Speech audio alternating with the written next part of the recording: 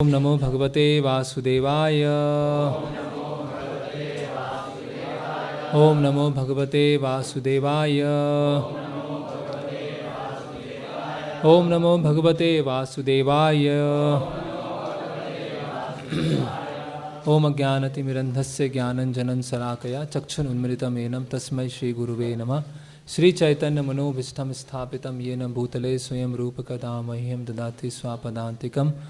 वन्देऽहं श्रीगुरो श्रीयुतपदकमलं श्रीगुरून् वैष्णवांश्च श्रीरूपं साग्रजातं सहगणरघुनाथान्वितं सजीवं साद्वैतं सावधूतं परिजनसहितं कृष्णचैतन्यदेवं श्रीराधाकृष्णपादान् सहगणललिता श्रीविशाखान्वितांश्च। नमः ओं विष्णुपादाय कृष्णपृष्ठाय भूतले श्रीमते भक्तिवेदान्तस्वामीति नामने। नमस्ते सारस्वते देवे गौरवाणी प्रचारणे निर्विशेष शून्यवादी पाश्चात्य देशे तारणे। जय श्री कृष्ण चैतन्य प्रभु नित्यानंद श्री अद्वैत गदाधर शिवासादि गौर भक्त वृंद। हरे कृष्णा कृष्णा कृष्णा हरे हरे, हरे राम राम राम हरे हरे। आप लोग पीछे दोहराइएगा। रामाय रामभद्राय रामचंद्राय वेदसे रघुनाथाय नाथाय सीताय पतये नमः। रामाय रामभद्राय रामचंद्राय वेदसे रघुनाथाय नाथाय सीताय पतये नमः। रामाय रामभद्राय रामचंद्राय वेदसे रघुनाथाय नाथाय सीताय पतये नमः। तो ये भगवान राम का प्रणाम मंत्र है। इसमें भगवान राम के अलग अलग नाम हैं। तो जो दशरथ महाराज हैं उनको क्या बोलते हैं? राम। राम सबसे पुकारते हैं। जो माता कौशल्या हैं वो उनको रामभद्र बोलते हैं। जो माता कैकेयी हैं वो उनको रामचंद्र कहते हैं। जो वशिष्ठ मुनि हैं उनको वेद से पुकारते हैं। जो ऋषि हैं वो उनको रघुनाथ कहते हैं। जो सीता माता हैं वो उनको नाथ बोलती हैं। और जो अयोध्या के वासी हैं वो उनको सीतापति बोलते हैं। तो ऐसे भगवान के अलग अलग नाम हैं। फिर जो पूरी रामायण है, जैसे हमने ये पढ़ा अभी नाम रामायण, ये वाल्मीकि मुनि ने लिखा है।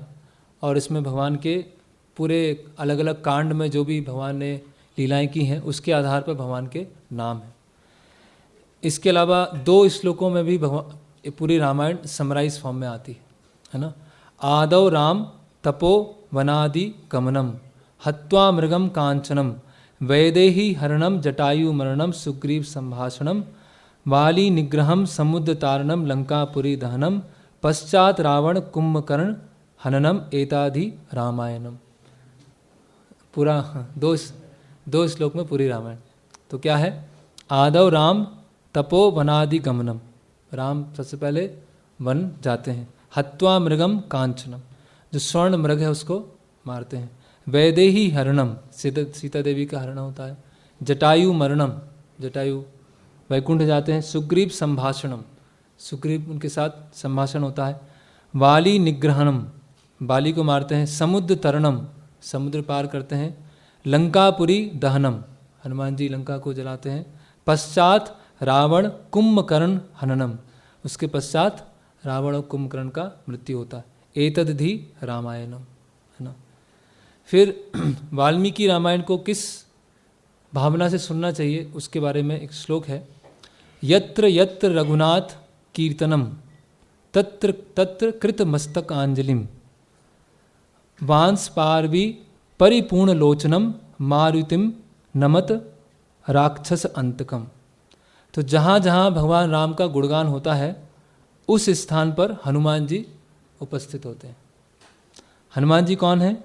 जो असुरों के हृदय में डर पैदा कर देते हैं। और जब वो रामायण को सुनते हैं तो उनके नेत्रों से क्या आते हैं? आंसू आने लगते हैं और भगवान राम को बार बार प्रणाम करते हैं। तो जिस तरह से हनुमान जी रामायण को सुनते हैं उसी तरह से हमें भी जो रामायण है उनको सुनना चाहिए। तो हम जो रामायण के कुछ भाग को हम देखेंगे, और रामायण इतना मधुर है, इतनी बार हमने सुना है और पढ़ा भी होगा, सीरियल भी देखा है, और पहले रामलीला होती थी, जैसे अभी यही रामलीला का समय चल रहा है ना। और ट्रेडिशनली लोग रामलीला जब दुर्गा स्थापना होती है पहले दिन, तब से रामलीला चालू हो जाती है और दशहरा पे रामलीला पूरा समाप्त हो जाता है ना। तो ऐसा भी सिस्टम था कि इस परिवार का जो लड़का है वो हनुमान बना है, तो उसका बेटा हनुमान बनेगा अगली पीढ़ी में, तो उसका जो बेटा होगा वो हनुमान बनेगा। ऐसे जो रावण बना है वो आगे चल के उसका बेटा रावण बनेगा। तो ऐसे बहुत जगह रामलीला मैदान है, आप देखेंगे हर शहर में, लगभग हर शहर में रामलीला मैदान होते हैं, क्योंकि वहाँ पर पहले रामलीला होती थी, है ना। और सभी का जीवन ऐसा होता था कि रात्रि में जब घर के सारे कार्य हो गए, उसके पश्चात वहाँ पे जाते थे रामलीला मैदान में और रामलीला देखते थे, और इस तरह से सुनते थे, इस तरह से देखते थे जैसे पहली बार देख रहे हैं, है ना, पहली बार सुन रहे हैं। और बहुत ही क्या होता था, एक्साइटमेंट कि अब क्या होगा, अब क्या होगा, इसके बाद क्या होगा। सब पता है ये होने वाला है, ये होने वाला है, लेकिन फिर भी क्या है वो क्या बोलते हैं, ईगरनेस, उत्सुकता है ना। क्योंकि ये क्या है, आनंद चिन्मय रस है ना। ये समय के साथ फीका नहीं होता है ना। कोई भी गाना है या कोई भी मूवी है, उसको कोई देखना चाहेगा, 2 बार देखेगा, 3 बार देखेगा, 4 बार देखेगा, 5 बार देखेगा, फिर क्या हो जाएगा, वो बोर हो जाएगा, थक जाएगा, फिर उसको दोबारा नहीं देखेगा। लेकिन ऐसी जगह हैं अयोध्या, चित्रकूट, नासिक, वहाँ पर ऐसे लोग हैं जो बचपन से रामायण पढ़ रहे हैं, है ना। पता नहीं कितनी बार पढ़ लिया उन्होंने पूरी, ऐसा रामायण के मतलब वो केवल पढ़ नहीं रहे हैं, वो रामायण में चले गए, मतलब रामायण में वो इंटर कर गए हैं, केवल पढ़ नहीं रहे, उनको सामने दिख रहा है वो। जैसे हम वो कथा देखते हैं राजा कुलशेखर, है ना। तो जो राजा कुलशेखर रामायण सुनते थे और उनके मंत्री भी उनके साथ सुनते थे, लेकिन उनके मंत्री को क्या लगता था कि राजा कुलशेखर क्या है, पागल है ना। और राजा कुलशेखर जब सुनते थे तो वो घटना क्या होती थी, उनके सामने होती थी, है ना। ऐसा लग रहा है कि उसी में वो प्रवेश कर गए, उसी में इंटर कर गए। तो हालांकि पहले के लोग अक्षर की दृष्टि से, लिखने पढ़ने की दृष्टि से इतने शिक्षित नहीं होते थे, है ना। लेकिन रामायण है, महाभारत है, भागवतम है, गीता है, वो सुन के क्या हो जाते थे, भगवत धाम जाते थे, है ना। क्योंकि रोज़ एक सभा होती थी, सभा में सब बैठते थे, वहाँ पर रामायण का रिसाइटेशन होता था, फिर उसी का मनन करते थे, उसी के आधार पर व्यवहार करते थे। और जब मृत्यु होगी तो क्या याद आएगा, रामायण याद आएगी। तो फिर कहाँ चले जाएंगे, जहाँ पे रामलीला हो रही है वहाँ पे वो चले जाएंगे, है ना। तो उनको अक्षर ज्ञान नहीं होगा, उनको पढ़ना नहीं आता होगा, उनको लिखना नहीं आता होगा, लेकिन वो जो पूरी तरह से जो भगवान राम की सेवा की जो चेतना है उसमें स्थित है। और आजकल के लोग क्या हैं कि पढ़ना लिखना तो बहुत आता है, कुछ ज़्यादा ही पढ़ना लिखना आता है, और फिर उसको रामायण है, महाभारत है, उसको एक ही बहुत ही निकृष्ट भावना से देखते हैं। तो जो भगवान राम है वो क्या है, मर्यादा पुरुषोत्तम, मर्यादा पुरुषोत्तम राम। तो मर्यादा पुरुषोत्तम, मर्यादा मतलब एटिकेट्स, सदाचार।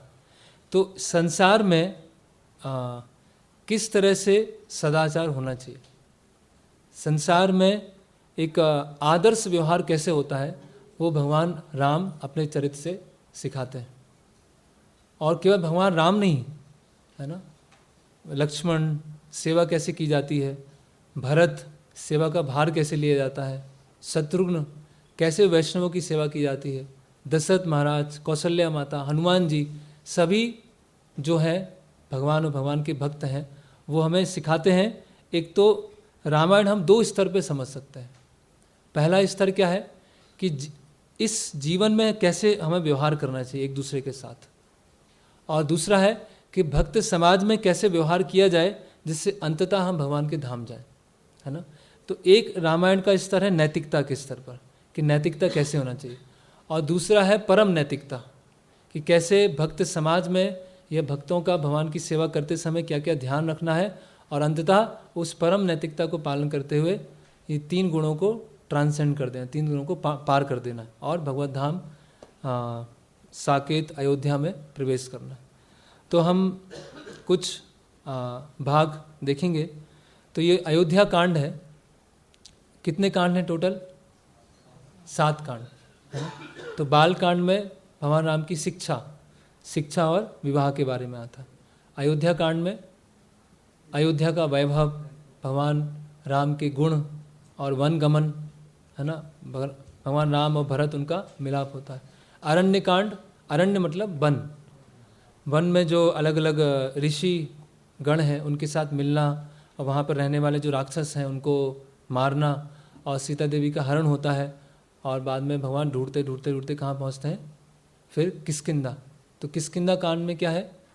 सुग्रीव और भगवान राम का मैत्री होता है, और बानरों को अलग अलग दिशाओं में भेजा जाता है सीता माता का पता लगाने। सुंदरकांड, सुंदरकांड क्यों है वो? क्योंकि सुंदरकांड में भगवान राम का वर्णन नहीं है, लेकिन फिर भी क्या है वो? सुंदरकांड है, क्योंकि उनके जो महान भक्त हैं उनका उसमें वर्णन है, और 2 भक्त आपस में क्या वार्तालाप करते हैं उसका वर्णन है ना। सीता देवी हैं और हनुमान जी हैं, वो आपस में क्या बातचीत कर रहे हैं, वो इतना सुंदर है, इसीलिए उस कांड का नाम क्या है? सुंदरकांड। फिर युद्ध कांड, उसमें तो युद्ध है ना, अंतिम में राज्याभिषेक, और उत्तरकांड, जो भी कुछ क्वेश्चंस बचे हैं पूरे रामायण में उन प्रश्नों को सुलझाया है, और अंत में सारे अयोध्यावासी वैकुंठ जाते हैं, वो उत्तरकांड में बताया गया। तो हम यहाँ अयोध्या कांड के 64वें अध्याय से लेकर 83वें अध्याय तक इसमें हम पढ़ेंगे। तो पहला वो जो विषय है कि कैसे दशरथ महाराज अपना देह त्याग करते हैं। तो जो दशरथ महाराज हैं वो कौन है? भगवान के शुद्ध भक्त हैं, है ना। तो कभी कभी लोग ऐसा सोचते हैं कि दशरथ महाराज का जो कैरेक्टर बहुत वीक है, बहुत कमज़ोर है ना। उन्होंने अपनी प्रिय पत्नी के वश में आकर उस वरदान को स्वीकार कर लिया, लेकिन ऐसा नहीं है।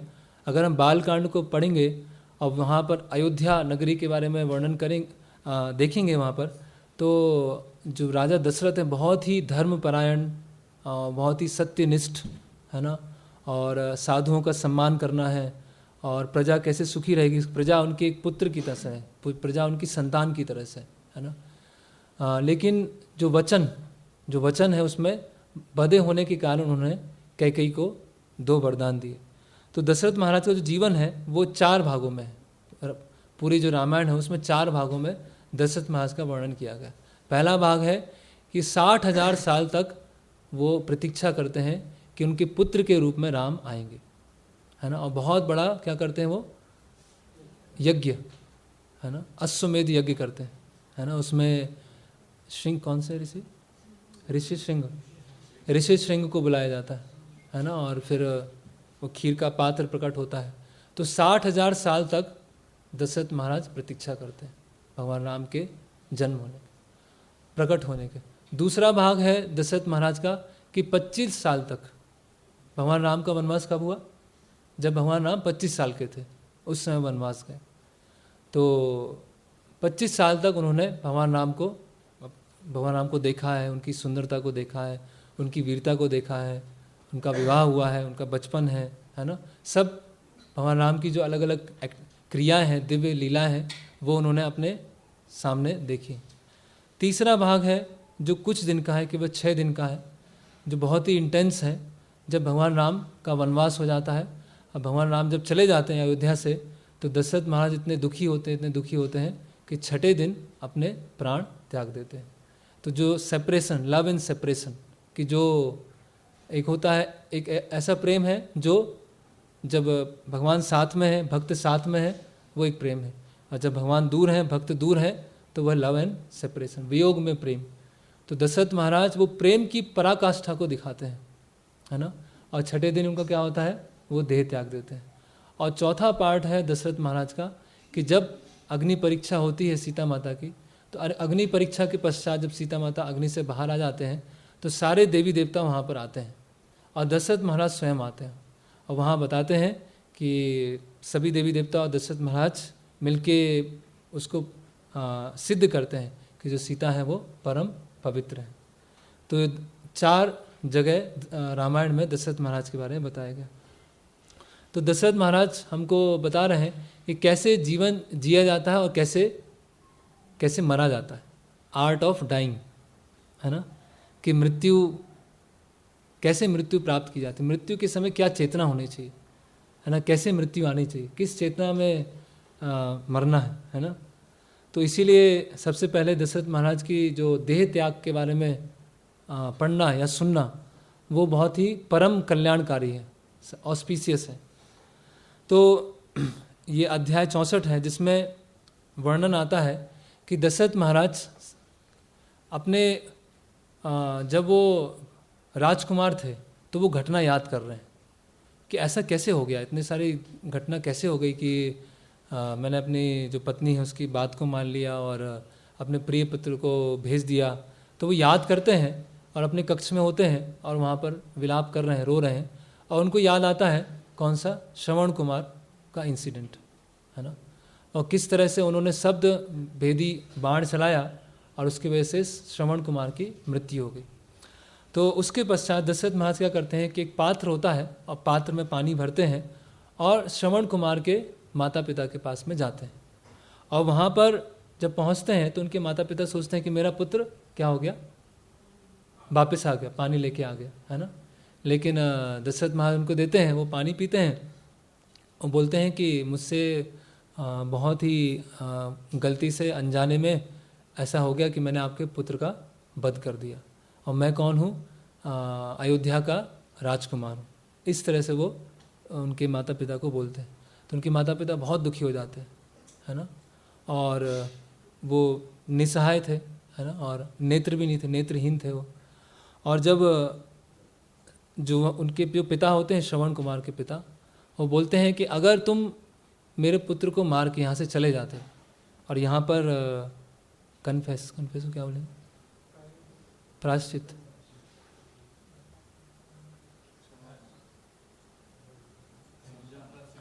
हाँ, अपनी गलती स्वीकार करना, अपनी गलती को स्वीकार करने नहीं आते तो तुम्हारा जो सिर है वो 1000 भागों में फट जाता।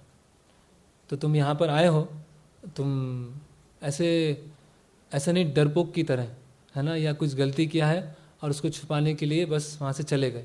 तुम यहाँ पर आए हो, तुम धार्मिक राजा हो।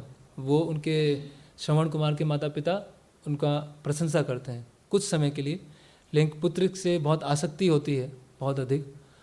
तो दशरथ महाराज क्या करते हैं, उन दोनों को सहायता करके उनके पुत्र के पास ले जाता है।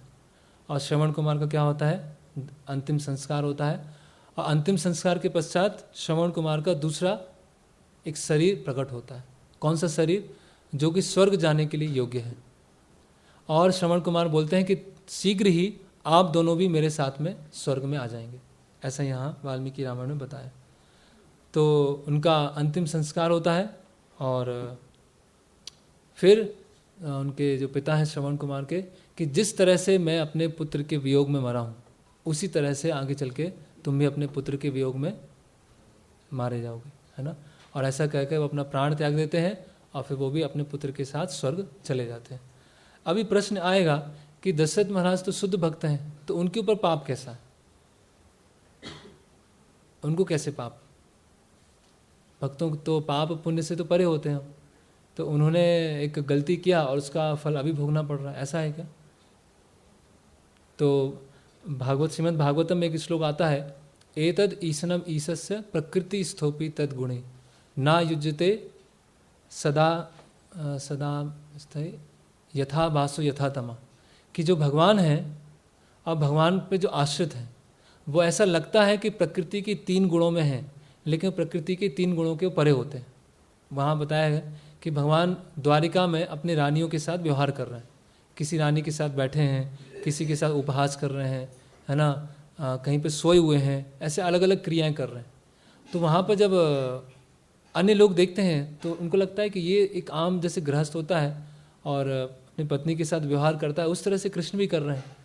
तो उसके परिप्रेक्ष्य में ये एक श्लोक आता है कि जो भगवान है और भगवान की जो शरण में है, ऐसा लग सकता है कि एक साधारण व्यक्ति की तरह व्यवहार कर रहे हैं, लेकिन वो क्या है, इन 3 गुणों से परे होते हैं। तो ये दशरथ महाराज बता रहे हैं मृत्यु के समय कि कोई हमसे जीवन में अगर गलती होती है तो उसके लिए हमें रिपेंटेंस होना चाहिए, उसके लिए हमें क्या होना चाहिए, खेद होना चाहिए, पश्चाताप होना चाहिए। तो मृत्यु के समय दशरथ महाराज की क्या क्या चेतना है? पहला, उनको क्या है, अपने जो किए गए गलत कार्य हैं या जो पाप तो नहीं हुआ है, ऊपरी तौर से जो पाप हुआ है उसके प्रति क्या है, उनको पश्चाताप है, खेद है ना। और वो बोल रहे हैं कि इसी कारण जो मेरा प्रिय पुत्र है उसको जंगल जाना पड़ा, और कैसे, बिना कंप्लेन किए। भगवान राम कैसे गए, कोई कंप्लेन नहीं, मेरे साथ ही ऐसा क्यों, है ना, मैंने तो कुछ नहीं किया, है ना। और बिना खिन्न भावना के, खुशी खुशी, है ना। हमारे साथ क्या होता है, कुछ हमारे साथ गलत व्यवहार होता है तो एक तो गलत व्यवहार में क्या होता है, अपना टेम्पर लूज कर देते हैं, अपना संयम खो देते हैं, है ना।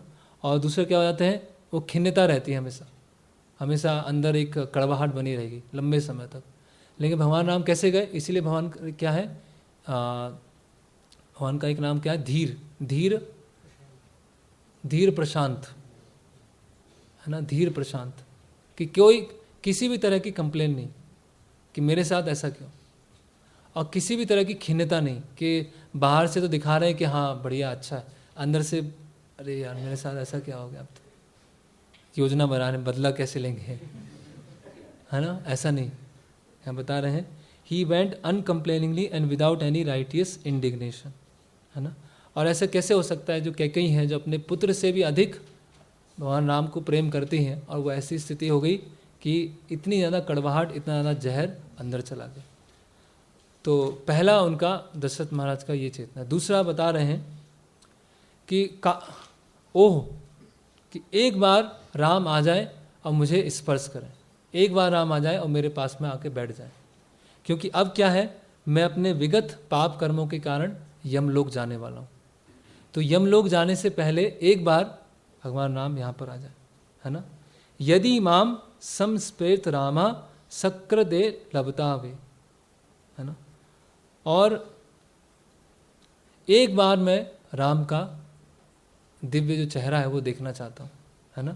और अभी मेरा समय आ गया है यम लोक जाने का, है ना। तो कितना विनम्र भाव है ना।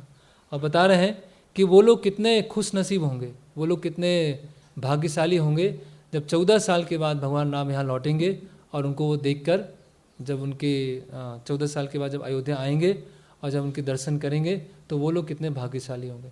और मैं कितना दुर्भाग्यशाली हूँ कि मृत्यु के समय भी दर्शन नहीं कर पा रहा हूँ, और 14 साल के बाद तो दर्शन होंगे नहीं। वो लोग बहुत भाग्यशाली हैं जो भगवान राम को देख पा रहे हैं, जिनका मुख चंद्रमा की समय है, जिनकी आंखें कमल के समान है, जिनकी आईब्रोस एक क्यूपिड कामदेव के धनुष की तरह है, जिनके जो दांत हैं जो बहुत सुंदर हैं, और जिनकी नाक है वो बहुत फाइन है। ऐसे दशरथ महाराज श्लोक बोल रहे हैं, सोचिए। पद्म पत्र इक्षणम सुब्रुहु सुदमश्रुतम चारु नासिकम, मतलब उनको मृत्यु के समय क्या याद आ रहा है, भगवान का सुंदर रूप, कि उनकी आंखें ऐसी हैं, उनकी नासिका ऐसी है, उनके दांत ऐसे हैं, उनकी आंख ऐसे, उनका चेहरा ऐसा है ना।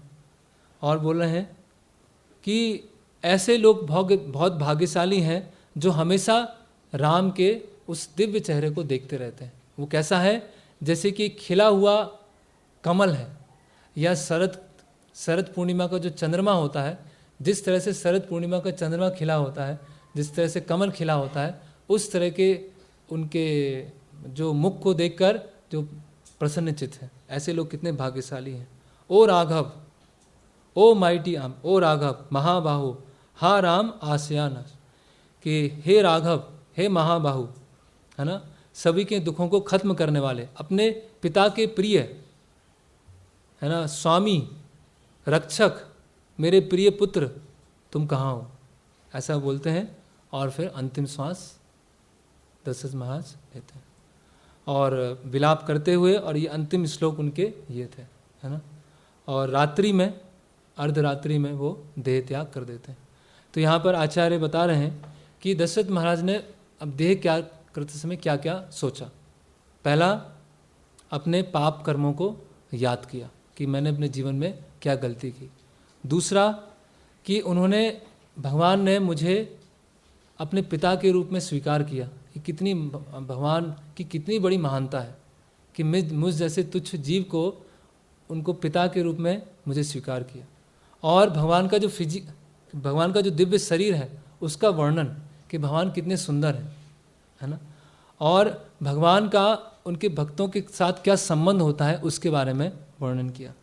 और अंततः भगवान का गुणगान करके वो हम दशरथ महाराज को सिखा रहे हैं how to live and how to die, कैसे जीवन जिया जाता है और कैसे जीवन मृत्यु होती है ना। तो सुबह होती है, ये जब घटना हुई तो उस समय दशरथ महाराज अपनी जो दोनों रानियां हैं, कौशल्या माता और सुमित्रा माता, उनके साथ कक्ष में थे। तो जो राजा होते हैं उनको कुछ जगाने वाले संगीतकार होते हैं, चारण होते हैं या संगीतकार होते हैं, वो आते हैं और अलग अलग भजन गाते हैं, स्तुतियाँ गाते हैं, वेद मंत्र पढ़ते हैं।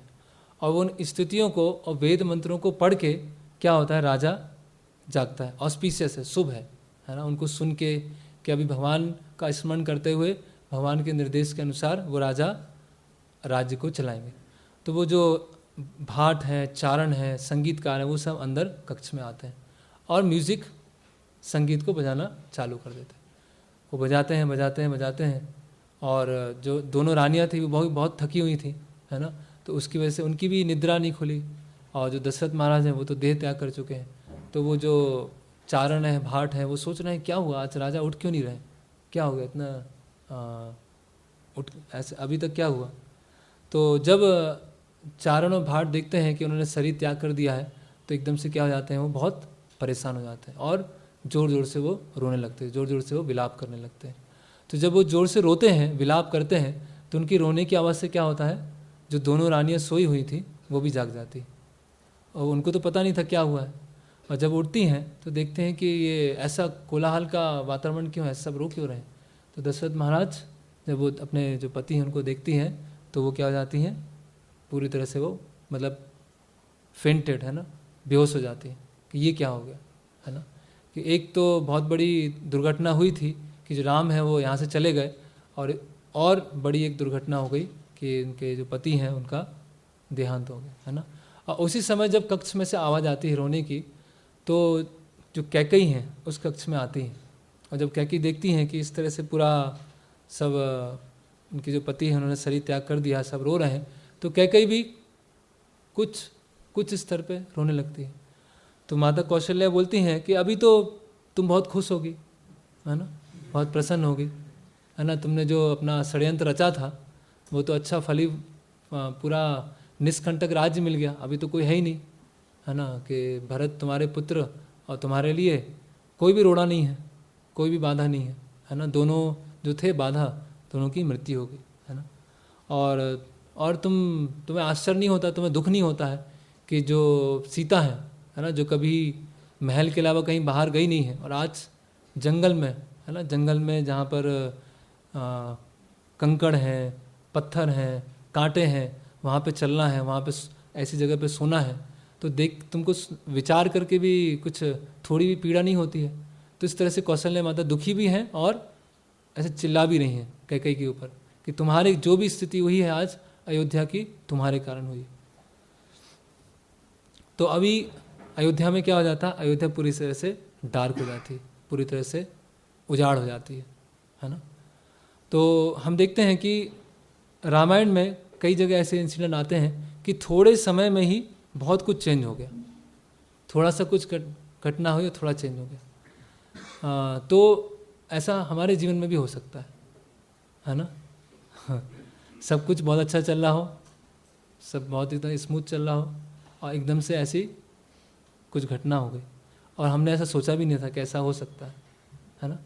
और हम अपने केवल ख्याली पुलाव में हैं कि ऐसा कुछ नहीं होगा, सब कुछ चलता रहेगा, सब कुछ बढ़िया रहेगा। तो उस स्वप्न को कभी कभी भगवान तोड़ते भी हैं, है ना।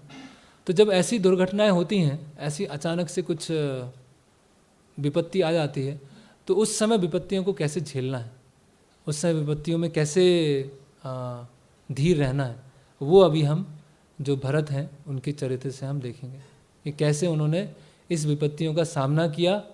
और वो उनका पूरे षड्यंत्र में कोई भी दोष नहीं था, जो पूरा षड्यंत्र रचा गया उसमें उनका कोई दोष नहीं है, लेकिन वो अपने आप को दोषी मान रहे हैं और उस दोष से निकलने के लिए पूरा भरसक प्रयास कर रहे हैं।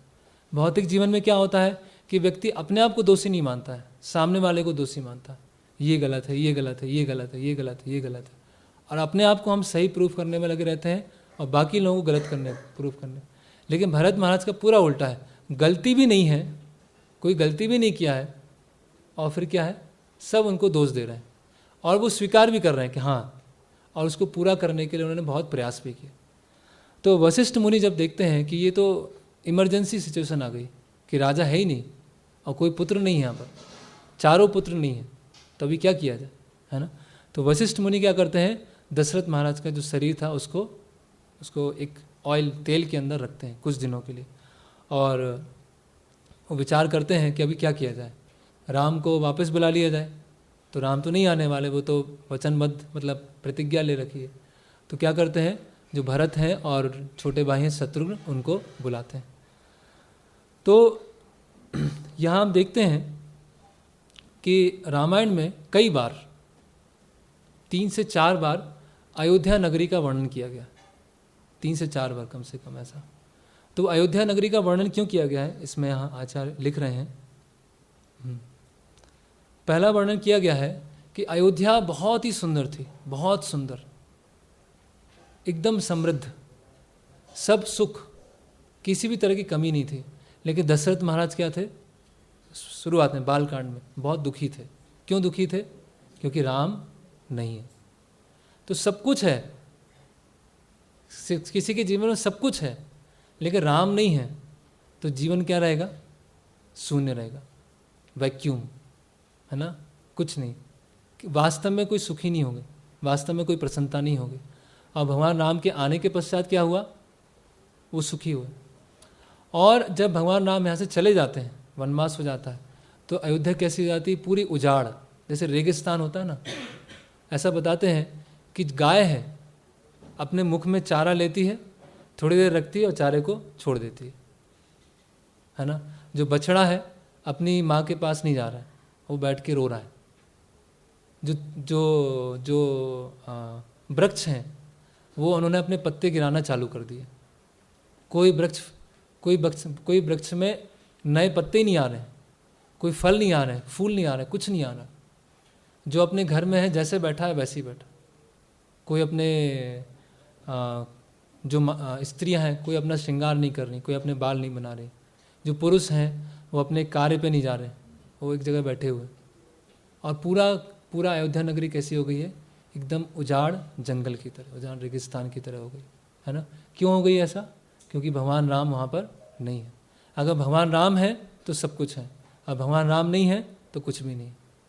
तो मतलब भगवान राम की उपस्थिति से भी, उपस्थिति के कारण ही अयोध्या प्रसन्न है ना। जैसे अभी हम आगे देखेंगे। और इससे हम देखते हैं कि राम और भरत दोनों ही इतने बड़े राज्य को त्याग करने के लिए रेडी हैं। तो भगवान राम बता रहे हैं कि विरक्ति क्या है ना, कि इतना बड़ा राज्य मिल रहा है, इतना बड़ा अन्याय हो गया है और अन्याय के खिलाफ कोई आवाज़ नहीं उठाई। ठीक है, मेरे लिए कर्तव्य है, मैं जाता हूँ। भरत उन्होंने भी कुछ नहीं किया, उनको तो लगा बिल्कुल बना बनाया राज्य मिल गया, और वो क्या बोल रहे हैं कि मैं तो राजा नहीं बनने वाला। कि दोनों के अंदर कितने महान गुण हैं। इतनी बड़ी, आज लोग पैसे के लिए कितना लड़ते हैं, प्रॉपर्टी के लिए कितना लड़ते हैं, और यहाँ किस लिए युद्ध हो रहा है कि मुझे राज्य नहीं चाहिए, मुझे राजा नहीं बनना है ना। तो ओके, तो फिर अगला दिन आता है जब दशरथ महाराज के शरीर को ऑयल में प्रिजर्व कर दिया। तो पूरे अलग अलग जो ब्राह्मण थे वो साथ में इकट्ठा होते हैं। इसमें बताया है मार्कंडेय, वामदेव, कश्यप, गौतम। बोलते हैं अब क्या किया जाए। तो बोलते हैं कि जो कैकई राज्य है और कैकई राज्य में भरत और शत्रुघ्न वहाँ पर है, तो अपने एक दूत को वहाँ भेजते हैं और दूत को बोलते हैं कि तुरंत यहाँ पर आओ, और दूत को वार्निंग देते हैं कि एक शब्द भी कुछ मत बोलना कि अयोध्या में क्या हुआ है, एक शब्द मत बताना अयोध्या की स्थिति क्या है, बस जाना और बताना कि वशिष्ठ मुनि ने कहा है कि तुरंत बुलावा आया है, इसलिए अयोध्या वापस चलो, और कुछ नहीं बोलना, है ना। तो इस तरह से और वो सब विचार कर रहे हैं कि अगर राजा नहीं है तो वर्णाश्रम धर्म कोई पालन नहीं करेगा, सब नैतिकता के नियमों को तोड़ देंगे, है ना। इसीलिए तुरंत एक राजा की आवश्यकता है। तो जो दूत है वो कैकई राज्य में जाता है और ऐसा बताते हैं कि 7 दिन के अंदर वहाँ पहुँच जाता है, 7 दिन के अंदर कैकई राज्य में वहाँ पहुँच जाता है। तो अब हम जो मैसेंजर है, दूत है, वो कैकई राज्य में पहुँचता है, और जब वो जिस दिन पहुँचता है उसी रात्रि भरत उनको एक स्वप्न आता है ना, बहुत डरावना स्वप्न आता है ना। उस स्वप्न में ऐसा आता है कि एक व्यक्ति को किसी तेल की उसमें पात्र में से डुबाया जा रहा है और निकाला जा रहा है, और गधों से बना हुआ एक रथ है, उस रथ से एक किसी को ले आ जाएगा, है ना। और बहुत आंधी चल रहा है, तूफान चल रहा है और अजीब सी आवाज़ें आ रही हैं। तो इस तरह से उनको रात में एक स्वप्न आया डरावना, और जब रात्रि में स्वप्न आता है तो एकदम से उठ जाते हैं, है ना, और बहुत परेशान हो जाते हैं कि ऐसा लग रहा है कि किसी की मृत्यु होने वाली है, मेरे बहुत नज़दीक के कोई हैं, इनकी मृत्यु होने वाली है। और यहाँ बताते हैं कि जो भरत हैं,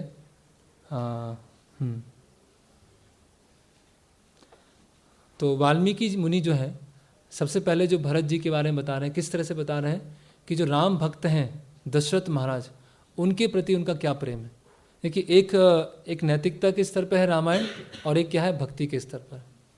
तो आपस में व्यवहार है वो भक्ति के स्तर पर है। जैसे भरत जी का दशरथ उनके प्रति है, तो पिता पुत्र का तो है ही, लेकिन एक भक्त का दूसरे भक्त के प्रति क्या अटैचमेंट होता है, एक भक्त का दूसरे भक्त के प्रति क्या भावना होती है, वो भी हम रामायण से हम सीख सकते हैं। और भरत जी के चरित्र से वाल्मीकि मुनि बताएंगे, यहाँ लिख रहे हैं, we may be extremely comfortable in our situation but a calamity में ड्रॉप सडनली, है ना, कि हम अपनी स्थिति में बहुत एकदम आराम से हो सकते हैं और कोई दुर्घटना आएगी तुरंत। एट दैट टाइम ओनली ए भक्त कैन विथस्टैंड द ऑनस्लॉट, उस समय केवल भक्त ही उसके हौसले बने रहेंगे, और जो साधारण व्यक्ति है वो पूरी तरह से टूट जाएगा, वो इतने सहन ही नहीं कर पाएगा, इतना हैवी उसके जीवन में कुछ हो गया, है ना। और तो वो देख रहे हैं कि आकाश है, वहाँ पे अंधेरा छाया हुआ है, अग्नि तेज जल रही है, और जो पत्ते हैं वो ऐसे उड़ रहे हैं पेड़ से, है ना। तो वो निश्चित लगा रहे हैं या तो दशरथ उनके पिता, या राम, या वो स्वयं, उन तीनों में से किसी एक की मृत्यु होने वाली है, ऐसा भरत महाराज आस वो लगाते हैं। और शास्त्र में एक्चुअली ज्ञान है, इसको बोलते हैं निमित्त ज्ञान। निमित्त ज्ञान मतलब प्रकृति को देख के पता लगाना कि क्या होने वाला है। जैसे हम देखते हैं ना कि दाईं आँख फड़क रही है, बाईं आँख फड़क रही है ना, कि शाम का समय है और 6-7 बजे है और एकदम आकाश लाल हो गया, है ना, ये तेज़ धूप है, एकदम तेज़ धूप है और बारिश चालू हो गई। तो ये सब क्या है, प्रकृति क्या देती है, इंडिकेशन देती है। तो जो निमित्त ज्ञान में बहुत पक्के होते हैं वो पता लगा लेते हैं कि अभी ये घटना होने वाली, अभी ऐसा होने वाला, है ना। तो भरत के पास जो दूत हैं वो पहुंचते हैं और बोलते हैं कि आप फटाफट अयोध्या वापस चलिए। तो भरत पूछते हैं क्या हुआ, तो दूत बोलते हैं, दूत थोड़ा सा ऐसे बोलते हैं घुमा फिरा के कि जो वशिष्ठ मुनि हैं उन्होंने उनको आपको बुलाया है और आप वहाँ पर तुरंत वहाँ पर चलिए, है ना। तो उनके जो नाना हैं और उनके जो मामा, उनसे वो अनुमति लेते हैं और फिर शत्रुघ्न के साथ और सारी सेना के साथ वो चलते हैं, है ना। फिर बीच में क्या होता है कि उनको बहुत सारी भेंट देते हैं, उनके जो नाना होते हैं बहुत सारी भेंट देते हैं, बहुत सारे आभूषण हैं, बहुत सारे वस्त्र हैं, हाथी घोड़े सैनिक देते हैं। तो जब वो चल रहे थे क्योंकि पूरी सेना को लेके चलना है। तो जो दूत है वो अयोध्या से कैकई राज्य आया था 7 दिन से कम समय में, लेकिन पूरी सेना को साथ में लेके चलना है तो टाइम बहुत लग रहा था। तो बीच में भरत क्या करते हैं कि सारी सेना को बोलते हैं कि आप आराम से आइए, हमें तुरंत जाना है।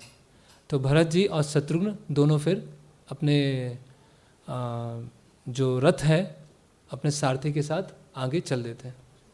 ओके, तो जैसे ही वो अयोध्या में प्रवेश करते हैं 8वें दिन, ऐसा बताया वाल्मीकि मुनि बता रहे हैं कि 8वें दिन जो भरत है अयोध्या में प्रवेश किए। तो कितने दिन हो गए? 14-15 दिन हो गए, करेक्ट। तो 14-15 दिन तक दशरथ महाराज के शरीर को ऑयल में रखा है ना। तो वहाँ देखते हैं और देखते हैं कि जिस तरह से हम जब यहाँ से गए थे और अभी आए हैं तो पूरा एकदम परिवर्तित हो गया है ना। ऐसा लग रहा है कि सब अनाथ हो गए, यहाँ पर कुछ है ही नहीं, मतलब कोई प्रोटेक्टर यहाँ के है ही नहीं, है ना। और सब कुछ उजाड़ हो गया है और सब छिन्न भिन्न हो गया एकदम, है ना। जैसे आंधी चलती है और कभी कभी आंधी में छत भी उड़ जाती है और सामान भी ऐसे तितर बितर हो जाता है, उस तरह से पूरी अयोध्या क्या है, पूरी छिन्न भिन्न हो गई है ना। और यहाँ तक कि वृक्ष हैं, पक्षी हैं और पशु हैं, वो भी निराश हैं, है ना।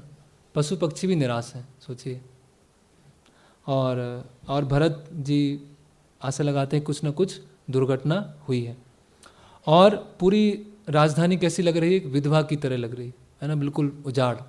लिख रहे हैं यहाँ पे द सिटीजन्स आर, और जो नागरिक कैसे लग रहे हैं? एकदम गंदे, मैले कपड़े पहने हुए हैं और एकदम पूरे निराश, है ना। तो ये 2 तरह से इस चीज़ को हम समझ सकते हैं। पहला है कि भगवान राम नहीं है, लक्ष्मण जी नहीं है, तो वो उजाड़ हो गई।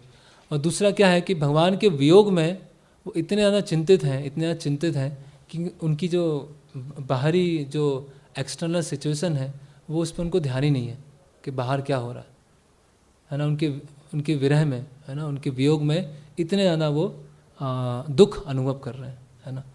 तो एक्चुअली चैतन्य महाप्रभु हमको यही देने आए, चैतन्य महाप्रभु हमको यहाँ तक पहुँचाने आए, है ना, कि भगवान या भगवान के भक्त की अनुपस्थिति में। और चैतन्य महाप्रभु रामानंद राय से पूछते भी हैं कि संसार का सबसे बड़ा दुख क्या है? तो रामानंद राय क्या बोलते हैं?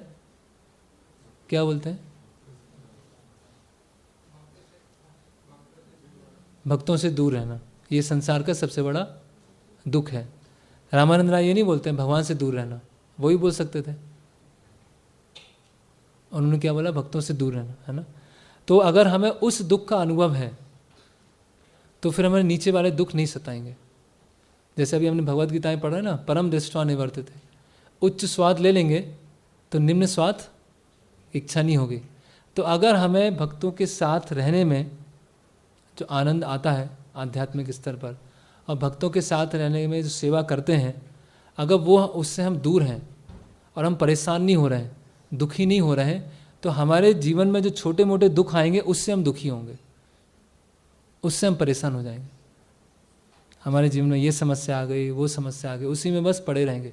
लेकिन सबसे बड़ा जो दुख है भक्तों से दूर रहना, उसको अगर हमने एक बार टेस्ट कर लिया, उसको हमने चख लिया, तो जो इधर उधर के जो दुख हैं वो हमको नहीं सताएंगे, है ना। तो बहुत उच्च स्थिति है, ऐसा उसको अप्रिशिएट करना। इसीलिए कभी कभी हम भक्तों का जो संग है उसको अप्रिशिएट भी नहीं कर पाते हैं, उसको लाइटली ले लेते हैं, या उसको हम बोलते हैं फैमिलियरिटी ब्रीड्स कॉन्टेम्प्ट। अब जैसे आश्रम में है तो सब साथ में ही रह रहे हैं तो इतना पता नहीं चलता, साथ में उठ रहे हैं, स्नान कर रहे हैं, कपड़े पहन रहे हैं, मंगला आरती में आ रहे हैं, सेवा कर रहे हैं, प्रसाद दे रहे हैं, तो लगता है सब एक जैसे ही, हमारे जैसे ही हैं। 18, 19, 20, 21 ऐसे ही सब आसपास ही हैं। ज़्यादा हम उसको अप्रिशिएट नहीं कर पाते, लेकिन उसको हम टेस्ट कर सकते हैं। वो टेस्ट इतना अच्छा नहीं है लेकिन फिर भी टेस्ट कर सकते हैं। 2 हफ्ते या 1 महीने आप ऐसी जगह चले जाओ कहाँ कोई भक्तों का संग ना हो, चले जाइए, और सब आप मॉर्निंग प्रोग्राम फॉलो कीजिए, बुक्स पढ़िए, लेक्चर सुनिए, चैंटिंग कीजिए, सब कीजिए, फिर भी आपको वो आनंद नहीं आएगा जो भक्तों के साथ रहकर आता है। ये तो पक्का है, इस चीज़ को अनुभव कर सकते हैं। भक्तों के साथ में रह के कितना भी प्रेशर है, कितना भी फ्रस्ट्रेशन है, कितनी भी परेशानी हो रही है, लेकिन वो ज़्यादा आनंददायक है बजाय अकेले रह कर भक्ति करना, है ना। तो और जिसने थोड़ा भी भक्ति में प्रगति किया है वो इस चीज़ को समझ पाएगा। ऐसा होता है कई बार भक्त ट्रैवलिंग के लिए या कुछ प्रचार करने के लिए बाहर जाना पड़ता है, और जब वो 1-2 महीने के बाद आते हैं और जैसे ही वो मंदिर में आते हैं तो ऐसा अनुभव करते पता नहीं कौन सी जगह आ गए, है ना, ऐसा एकदम वैकुंठ है और यहाँ पर, और जो वहाँ रहने वाले उनको फील नहीं हो रहा है, जो बाहर से आए हैं उनको फील हो रहा है ना। तो ये है, और तो ये सबसे बड़ा दुख है भक्तों से दूर रहना। तो भरत जी क्या होते हैं, अपने पिता के महल में प्रवेश करते हैं, और वहाँ जब देखते हैं तो वहाँ पर महल में कुछ नहीं होता है, तो फिर अपने माता के पास में जाते हैं, कैकेयी माता के पास में जाते हैं। और अभी ये जो पूरा इंसिडेंट हुआ है अभी तक, उसमें कैकेयी क्या सोच रही है कि मैं अपने पुत्र के भले के लिए सोच रही हूँ, है ना, कि इसमें मेरे पुत्र का भला होगा। अपने मन में सोच लिया, अपने मन में कल्पना कर ली कि ऐसे करने से मेरे पुत्र का भला होने वाला है। तो कभी कभी हम सामने वाले का हित करना चाहते हैं, लेकिन सामने वाले का हित किस में है वो हमको पता नहीं होता। तो वही क्या है, मटेरियल अटैचमेंट, है ना, कि मेरे पुत्र को अच्छा लगेगा, है ना, या कोई भी फैमिली मेम्बर है, कोई फ्रेंड है, कुछ भी है, अच्छा लगे, लेकिन वास्तव में उसके लिए अच्छा क्या है वो जानना चाहिए, है ना। तो इतनी बड़ी दुर्घटना हो गई है, फिर भी कैकेयी क्या है, बहुत प्रसन्न है। यहाँ लिख रहे हैं वाल्मीकि मुनि कि जैसे ही वो कैकेयी के पास में आते हैं भरत जी, कैकेयी जो है बहुत प्रसन्न है, बहुत खुश है ना। और तो लेकिन कैकेयी दूसरे वस्त्रों में थी, तो भरत जी जब देखते हैं तो सोचते हैं कि मेरी माँ ऐसे वस्त्रों में क्यों है ना। तो उनको और उनकी जो शंका है वो और बढ़ जाती है ना। और कैकेयी पूछती हैं सबसे पहले कि उनके घर में जो कैकेयी राज्य है वहाँ सब कुछ ठीक है, उनके पिता है, उनके भाई, सब कुछ ठीक है। तो भरत जी उसका शॉर्ट में आंसर देते हैं कि हाँ सब ठीक है, और मुझे बुलावा भेजा था और वो मैं यहाँ पर आ गया हूँ, है ना। और कैकेयी बहुत ही प्रसन्नचित्त होकर बोलती हैं कि देखो एक धीर व्यक्ति है, उसको परेशान नहीं होना चाहिए, और जो मैं तुमको बता रही हूँ, है ना, ऐसे थोड़ा इंट्रोडक्शन देती हैं पहले कि ये तो समय का, प्रकृति का नियम है ना, समय के साथ चीज़ें परिवर्तित होती हैं, है ना। अभी जो सब किया है खुद का किया हुआ है और उसको फिलोसोफाइज कर रहे हैं। गलती खुद की है और उसको फिलोसोफाइज करना है ना। और जब कैकेयी बोलती हैं भरत को कि आपके जो पिता हैं वो उन्होंने देह त्याग कर दिया, तो जैसे ही भरत सुनते हैं तो बेहोश हो जाते हैं, अचेतन अवस्था में चले जाते हैं, है ना। और बहुत बहुत दुखी हो जाते हैं, और दुख के कारण कुछ बोल ही नहीं पाते, बोल नहीं पा रहे हैं, कुछ ऐसी आवाज़ ऐसा कुछ निकल रहा है। और वो सोचते हैं कि मुझे ऐसा लगा था कि जो मेरे भाई हैं राम है, उनका राज्य तिलक होने वाला है, कोई महान यज्ञ होने वाला है, इसीलिए मेरे पिता ने मुझे बुलाया है। तो मेरे जो भाई हैं वो कितने सौभाग्यशाली हैं कि मृत्यु के समय वो मेरे पिता के साथ में थे, और जो मेरा छोटा भाई है लक्ष्मण वो मेरे पिता के साथ में थे, वो कितने भाग्यशाली है ना। तो इस तरह से भरत ऐसे विलाप करते हुए थोड़ा थोड़ा कुछ बोलते हैं। और अच्छा है कि मेरे पिता ने, जो मेरे भाई राम हैं, उनके संरक्षण में अयोध्या को छोड़ के गए हैं। तो भरत वहाँ पूछते हैं कि अंतिम संदेश क्या था, पिता का अंतिम संदेश क्या था, है ना, कि मुझे मेरे बारे में कुछ बोला उन्होंने, फाइनल मैसेज क्या था उनका। तो जो कैकेयी हैं वो तुरंत बोलती हैं कि राम और लक्ष्मण तो उनके साथ में नहीं थे, और हाँ उनके अंतिम शब्द क्या थे, हा राम हा लक्ष्मण हा सीता, बस यही बोल रहे थे, 3 शब्द बोल रहे थे, हा राम हा लक्ष्मण हा सीता, है ना। और अंतिम मैसेज ये था कि जो लोग बहुत भाग्यशाली होंगे, जो राम को जब वापस लौटेंगे और उनके दर्शन कर पाएंगे, तो वो लोग बहुत भाग्यशाली होंगे, बस ये कहकर उन्होंने देह त्याग कर दिया। तो जो भरत जी हैं वो और चौकन्ने होगा कि ये क्या हो गया, है ना, एकदम एक बड़ा पहाड़ गिरा एक और दूसरा है। तो पूछते हैं कि तो वो कहाँ गए, राम लक्ष्मण सीता मैया वो सब कहाँ गए? तो कैकेयी खुश होते हुए बोलती है कि वो दंडक वन में चले गए। दंडक वन कैकेयी ने विशेष चुना था, ऐसा बताते हैं, क्योंकि वहाँ पर किसी भी तरह के वो नहीं था, मतलब फल फूल सब्जियाँ कुछ नहीं होती थी, मतलब एकदम बंजर टाइप में, मतलब। और भरत बोलते हैं कि उन दंडक वन में क्यों है? क्या उन्होंने किसी ब्राह्मण की संपत्ति चोरी की है, ऐसा हुआ है ना? या कोई सहायता मांग रहा था, कोई निसहाय था, उसको डांट दिया है ना? या उन्होंने कुछ पाप, वो तो कर ही नहीं सकते हैं, इनमें से कुछ भी नहीं कर सकते हैं, तो ऐसे कौन से पाप के कारण उनको निकाल दिया गया, है ना? तो कैकेयी क्या है, एकदम खुश हैं, वो तो एकदम प्रसन्न है। उनको क्या लग रहा है कि मैं, उनके इमेजिनरी एक भरत है उनके मन में, एक कल्पना बना के रखी है। ऐसे हम भी कल्पना बना के रखते हैं कि हाँ ऐसे करेंगे तो सबको अच्छा लगने वाला है। खुद का एक काल्पनिक चरित्र बना लेते हैं और उस काल्पनिक चरित्र को संतुष्ट करने का प्रयास करते हैं। तो कैकेयी बोलती हैं, कैकेयी सोचती हैं कि जो भरत है उनको बहुत प्रसन्नता होगी जान के, है ना? और बोलती हैं कि हाँ राम ने तो कोई पाप नहीं किए थे, लेकिन मैंने 2 वरदान मांगे थे, और एक वरदान था कि तुम राजा बनो, और दूसरा वरदान था कि वो राम दंडक वन में चले जाएं और उनके विरह में तुम्हारे पिता ने शरीर त्याग दिया। और खुशी खुशी बोल दिया, कुछ नहीं, है ना? तो उनको क्या लग रहा था कि जब ये बात वो बोलेंगी कि भरत राजा बनेंगे, तो भरत क्या होंगे, बहुत खुश होंगे, है ना? तो भरत जी के 8 से 9 परीक्षाएं होती, भगवान राम से मिलने से पहले 8 से 9 परीक्षाएं होती। तो पहली परीक्षा क्या है उनकी, कैकेयी द्वारा राज्य का प्रलोभन, है ना? अभी देखिए उन्होंने क्या किया, भरत ने कुछ किया, वो तो अपने नाना के घर थे, सारा षड्यंत्र रच दिया। तो हम बद्ध जीव हो कैसे बोलेगा अरे मैं क्या करूं, मेरी तो कोई गलती है ही नहीं, वो तो अपने आप ही मिल गया, अपने आप ही आ गया। तो इंटीग्रिटी को क्या बोलेंगे हिंदी में? इंटीग्रिटी, निष्ठा नहीं, चरित्र, बहुत उच्च स्तर का चरित्र, है ना? जैसे कई लोग बोलते हैं कि करप्शन नहीं होना चाहिए, है ना, सारे नियम पालन करना चाहिए, और घूस नहीं लेना चाहिए, शोषण नहीं करना चाहिए।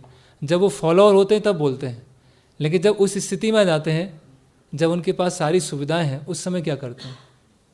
जैसे लोग बोलते हैं ना गवर्नमेंट ये कर रही है, गवर्नमेंट ऐसा कर रही है, गवर्नमेंट वो कर रही है, लेकिन अगर खुद वो गवर्नमेंट की पोस्ट पे आ गए और सारी सुविधाएं मिल गई, तब वो क्या कर रहे हैं, है ना?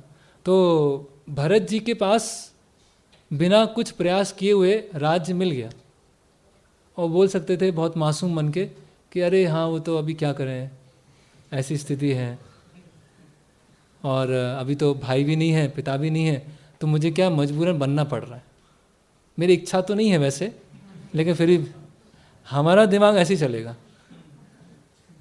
हमारा दिमाग ऐसे ही चलने वाला कि अपने आप को ऐसे प्रस्तुत करना जैसे हमारी तो कोई गलती है ही नहीं, है ना?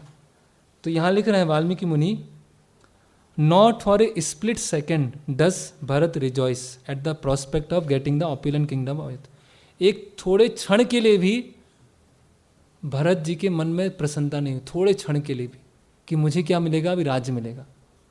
सोचिए, इसको बोलते हैं इतना उच्च स्तर का चरित्र, है ना?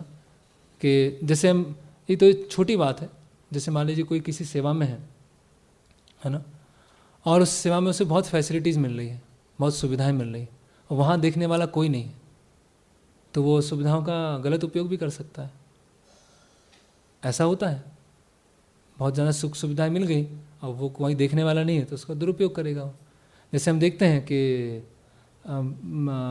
भगवान राम की भी इंटीग्रिटी चरित्र के बारे में आता है किष्किंधा कांड में, कि जब बाली को वो मार देते हैं और 4 महीने का चतुर्मास लगता है ना, तो सुग्रीव क्या बोलते हैं कि आप चलिए मेरे राज्य में रहिएगा, अभी चतुर्मास है, उसके बाद सीता देवी का खोज चालू करेंगे। तो भगवान राम क्या बोलते हैं कि मुझे वनवास मिला है, तो मैं वन में ही रहना है, मुझे किसी के राज्य में नहीं रहना है। अभी वहाँ जाके कौन देखेगा उनको, कोई अयोध्या का कोई जाने देखेगा वहाँ जाके? कि वो वन में रह रहे हैं, जंगल में रह रहे हैं, किसी के राज्य में रह रहे हैं, लेकिन जो उसको बोलते हैं चरित्र। जब कोई देख भी नहीं रहा हो तब आप क्या कर रहे हैं, जब आप अकेले हैं तब आप क्या कर रहे हैं, तब पता चलेगा कि आपका चरित्र क्या है। कोई बहुत हाई फिलॉसफी बोल सकता है, जब सब साथ में है तब बोल सकता है देखो ऐसे ऐसे जप करना चाहिए, ऐसे पढ़ाई करना चाहिए, ऐसे सेवा करना चाहिए। अभी आपको अकेले रूम में हैं आप और प्रसाद रखा हुआ है, फॉर एग्जाम्पल प्रसाद रखा हुआ है, अकेले हैं, कोई देखने वाला नहीं है और जप कर रहे हैं आप, क्या करेंगे? पहले प्रसाद सेवा कर लेते हैं फिर जब सेवा करेंगे दोनों ही सेवा है। प्रसाद सेवा इसीलिए कर रहे हैं, इससे सेवा अच्छी तरह कर पाए। तो हमारा मन ही अपने आप को समझाएगा, है कि नहीं? ऐसे ही होगा, है ना? ऐसा कई बार होता है। प्रचार में जाएंगे, बुक डिस्ट्रीब्यूशन में जाएंगे, कहीं हाउस प्रोग्राम में जाएंगे और कुछ हमको फैसिलिटी मिली तो, और कोई हमारे साथ सीनियर नहीं है तो उसका हम फिर गलत उपयोग भी कर सकते हैं। तो वो चरित्र नहीं है, इंटीग्रिटी नहीं है। तो भरत जी तो क्लियर बोल सकते हैं कि हाँ कोई बात नहीं, राज्य आ गया, मेरा तो उसमें कुछ है ही नहीं, लेकिन क्या बोल रहे हैं, मुझे ये अलग अलग आर्ग्यूमेंट दे रहे हैं वहाँ पर, अभी हम देखेंगे। तो opulence was due to the presence of Ram. Bharat ji क्या बोल रहे हैं कि जो पूरा ऐश्वर्य है वो अयोध्या का, वो किसकी वजह से है? क्योंकि राम है इसीलिए ऐश्वर्य है, राम नहीं है तो कुछ ऐश्वर्य नहीं, है ना? ओके। तो फिर भरत जी एकदम क्रोध में आते हैं जी। और हमने देखा है कोई अपने सगे संबंधियों पे चिल्लाता है, करीबों पे चिल्लाता है, लेकिन माँ के ऊपर तो कोई ऐसे चिल्लाता नहीं। लेकिन यहाँ पर हम भरत जी के चरित्र से देख रहे हैं, इतना गुस्सा होते हैं इतना गुस्सा होते हैं अलग अलग ऐसे शब्द बोलते हैं, ऐसे इतने तीखे शब्द बोलते हैं। और इस पूरे इंसिडेंट से यहाँ पर वाल्मीकि मुनि समझा रहे हैं कि कोई हमारा कितना भी करीबी क्यों ना हो, अगर भगवान के विरोध में है तो उससे हमारा कुछ लेना देना नहीं है, उससे हमारा कुछ भी लेना देना नहीं है। वो हमारे लिए अजनबी है, स्ट्रेंज है वो, अगर हमारा कितना भी करीबी हो।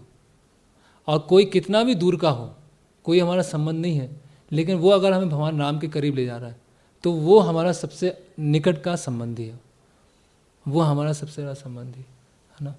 तो भरत जी हैं, बहुत दुखी हो जाते हैं, बोलते हैं कि ऐसे राज्य का मैं क्या करूँगा, तुम क्या हो? हत्यारन हो, मेरे पिता का और मेरे जो भाई हैं उनकी हत्या करने वाली। और बोलते या तो इंग्लिश में है लेकिन बेईमान, है ना, कुल घातनी, इस तरह शब्द उपयोग कर रहे हो, कुल को नष्ट करने वाली हूँ, है ना। तुमने अपने पति का तो हत्या कर ही दी है, उसमें तुमको शांति नहीं हुई, और जो तुमको अपनी माँ से भी अधिक प्रेम करता था उसको तुमने जंगल भेज दिया, है ना। ऐसे कैसे हो सकता है कि एक नया बछड़ा जो एक बैल है इतने भार को खींचता है, एक छोटा सा बछड़ा उस भार को कैसे खींच सकता है? तो इतना बड़ा जो राज्य है उसको कौन चला सकता है? राम ही चला सकते हैं। मैं कहाँ से, मेरे में क्या शक्ति है? मैं तो छोटा सा एक बछड़ा जैसा हूँ, और मेरे ऊपर तुम ऐसे आप कह रही हो कि ये राज्य तुम्हें करना है ना। और मैं राजा बनूं, इसकी संतुष्टि तो मैं तुम्हें कभी होने नहीं दूंगा। जो तुम्हें सुख मिलेगा मुझे राजा बन के, वो तो मैं कभी होने नहीं दूंगा, है ना। और तुमने ये जो षड्यंत्र किया है अपने पुत्र को, और देख क्या बोल रहे हैं, अगर राम तुम्हें माता की तरह नहीं देखते, माता की तरह प्रेम नहीं करते, तो अभी मैं तुम्हारा त्याग कर देता। क्योंकि राम तुम्हें आदर देते हैं, सम्मान देते हैं, इसीलिए मैं कुछ कर नहीं रहा हूँ, इसीलिए मैं तुम्हारा त्याग नहीं कर रहा हूँ। क्योंकि अगर मैंने त्याग किया तो उसकी वजह से राम अप्रसन्न होंगे, राम दुखी होंगे, इसीलिए मैं त्याग नहीं कर रहा, राम उनके देख के, है ना। और इक्ष्वाकु वंश में कौन सा ऐसी घटना हुई है कि जो बड़ा भाई है उसको राज्य नहीं दिया गया और छोटे भाई को दे दिया गया? जो बड़ा है उसको, वो इसमें वाल्मीकि रामायण में है डिटेल में, अलग अलग वो भरत जी बता रहे हैं कि इसमें ऐसा हुआ था, यहाँ पर ऐसा हुआ था, यहाँ पर ऐसा हुआ था, और सभी जगह जो बड़ा है उसको राज्य दिया गया। तो तुमने किस आधार पर राज्य मांगा, है ना। और यहाँ बता रहे हैं कि तुम सभी तरह के कर्तव्य से, ना तुमने माता का कर्तव्य किया, ना पति का कर्तव्य किया, कोई भी कर्तव्य नहीं किया तुमने, जो कितना कितना हैवी भरत जी अपनी माँ को बोल रहे हैं, है ना। You have failed in every duty, सारे कर्तव्य में फेल्ड हो, है ना। और तुम मेरी माँ नहीं हो, तुम मेरी सबसे बड़ी शत्रु हो, जिसने एक लोभ के लिए, लालच के लिए राज्य ले लिया, है ना। और मैं आज के बाद कभी आपसे, तुमसे बात नहीं करूँगा। I will never speak to you again, ऐसा वो बोल के वहाँ से जाते हैं। मात्र रूपे मम अमित्रे निरिशंसे राज कुम के नाते अहम अभिभाष्योस्मि दुर्वत्ते पति घातनी, है ना। कि मात्र रूपे हो माता, लेकिन सबसे बड़ी क्या हो, मेरी शत्रु हो। निरिशंसे राज कुम के, और राज्य के लोभ में क्या अनर्थ कर दिया। नाते अहम अभिभाष्य, अभी मैं दोबारा कभी बात करने नहीं आऊँगा। अस्मि दुर्वृत्ते पति घातनी, पति को मारने वाले, है ना। तो ये हम देख रहे हैं भरत जी के चरित्र में कि कितना, अगर भरत जी बहुत खुश भी हो सकते थे, है ना, बहुत, कि माना अच्छा काम किया, बहुत बढ़िया काम कर दिया, है ना, बिना किसी प्रयास किए हुए राज्य मिल गया। जैसे हम देखते हैं वो औरंगजेब ने क्या किया था, अपने भाई को मार दिया, पिता को क्या कर दिया, जेल में डाल दिया। सोचिए, अभी जितनी भी हिस्ट्री में लड़ाई किस लिए हुई है, राज्य को लेकर। कौरव पांडव, महाभारत में धर्म युद्ध था वो। और भी हम देखते हैं भाइयों के बीच में बंटवारे पर लड़ाई होती है, एक दूसरे को जला दिया जाता है, प्रॉपर्टी को लेके खून खराबे हो जाते हैं। और यहाँ क्या हो रहा है, बना बनाया राज्य मिल रहा है, और कुछ, और ऐसा राज्य जहाँ कोई कुछ बोल भी नहीं रहा है, कोई ऐसा नहीं बोल रहा है कि तुम्हें वापस करना है, फिर भी क्या है, इसको बोलते हैं इंटीग्रिटी, इसको बोलते हैं चरित्र, है ना।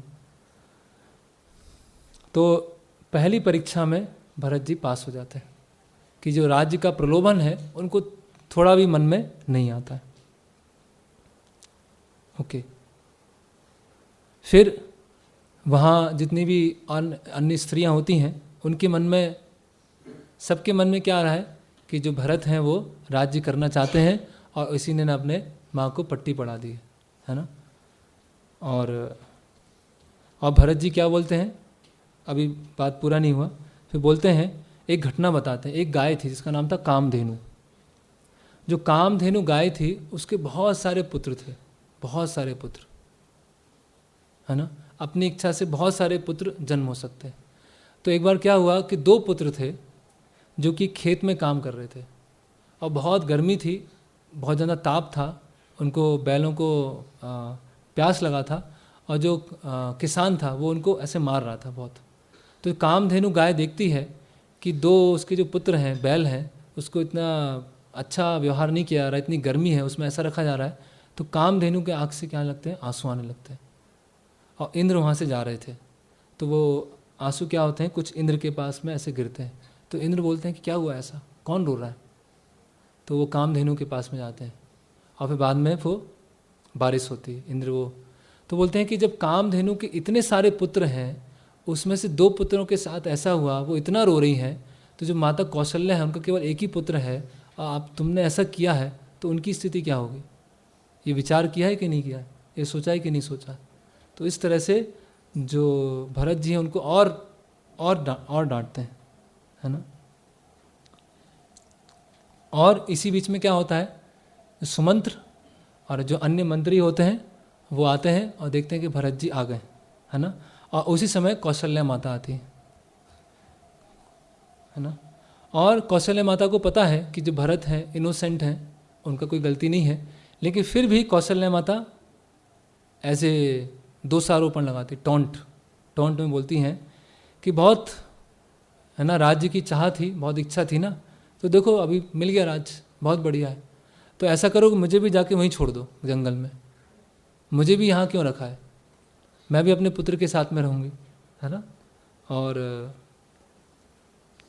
और तुम्हारी माता को बिल्कुल भी, और तुम्हारी माता तुमको ऐसा भी लगा कि मेरा जो पुत्र है कि जटा धारण की हुई है ना, और बाल बांधे हुए हैं और जंगलों में सो रहे हैं, इसकी बिल्कुल भी परवाह नहीं की। तो बहुत बढ़िया, अच्छा किया तुमने, है ना, और मुझे भी जाके वहाँ पर छोड़ दो। तो जो भरत का दूसरा टेस्ट आता है कि उनके ऊपर आरोप लगाया जाता है।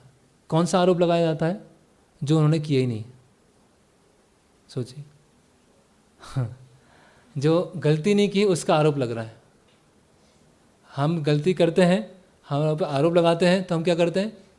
नहीं नहीं नहीं, ऐसा हुआ था, वो ऐसा हुआ था, नहीं ये किया था, वो ऐसा हो गया था।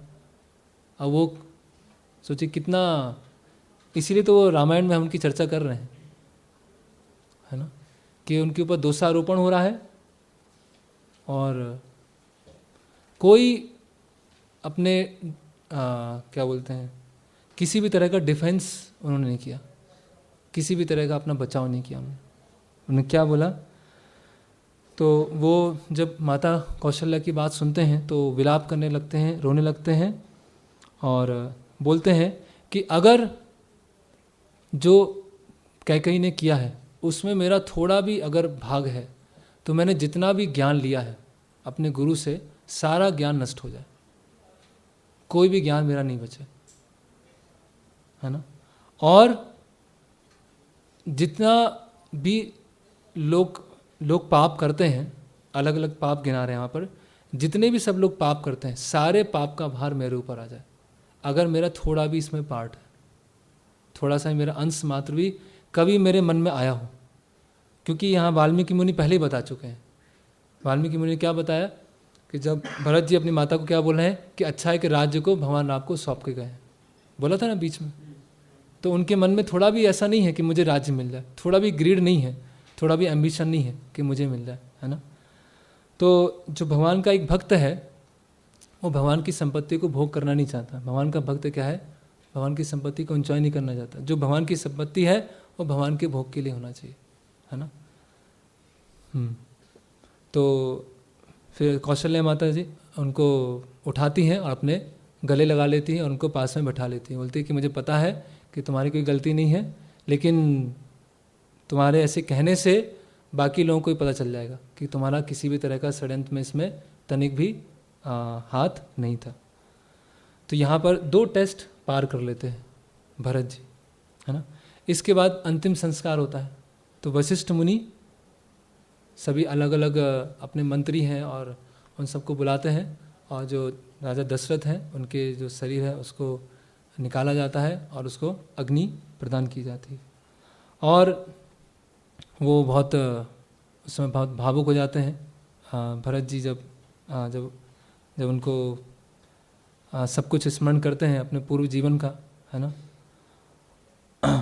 और अग्नि देने के पश्चात 10 दिन तक वो सरयू नदी में जाते हैं तर्पण करने के लिए।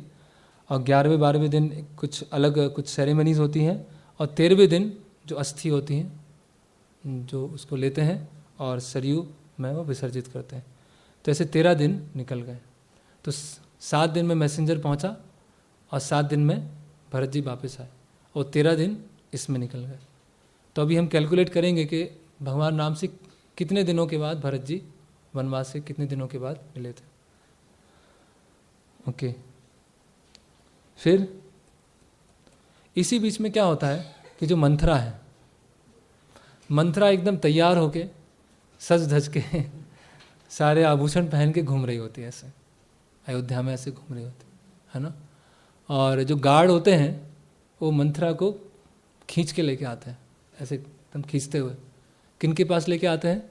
भरत और शत्रुघ्न के पास, कि ये जड़ है ना, इसने इसका किया धरा है ना, इसी ने ही कैकेयी की बुद्धि भ्रष्ट की थी, है ना। तो शत्रुघ्न क्या करते हैं? मंथरा को पकड़ते हैं और ऐसे पूरा खींचने लगते हैं। तो कैकेयी बोलती है कि इसको माफ़ कर दो, माफ़ कर दो।